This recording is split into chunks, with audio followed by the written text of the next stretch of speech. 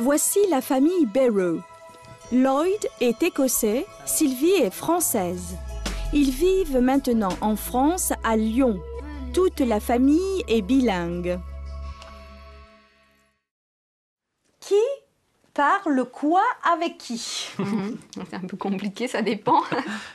Mais c'est vrai que, en général, moi je parle anglais à Lloyd parce que j'ai envie de continuer à parler anglais. Donc quand même, pour moi, c'est une bonne source. Et lui, en général, il me répond en français. Hein. C'est ça. Sinon, à mes enfants, je parle français. La plupart du temps, je parle français. Qu'est-ce que vous trouvez de difficile en anglais? C'est pas une langue trop difficile à apprendre, mais c'est vrai que c'est vraiment l'intonation au départ et l'accent qui est très difficile d'acquérir. Lloyd, qu'est-ce que vous trouvez de difficile en français? Plusieurs choses. La prononciation, c'est très difficile des fois. Et la télévision aussi, j'ai trouvé ça très très difficile. Même maintenant, des fois, je perds la moitié d'un discours télévisuel.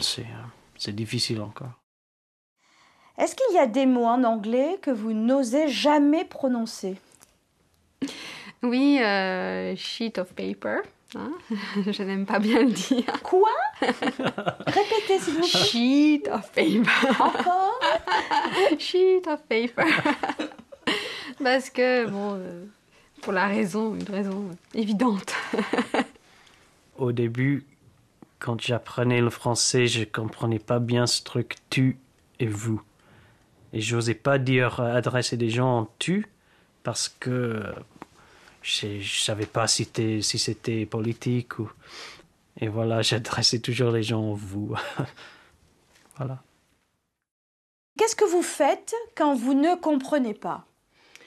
Alors, en général, quand je ne comprends pas, si je suis en train de discuter avec quelqu'un, j'utilise le corps. Hein, j'utilise le body language, hein, le langage du corps.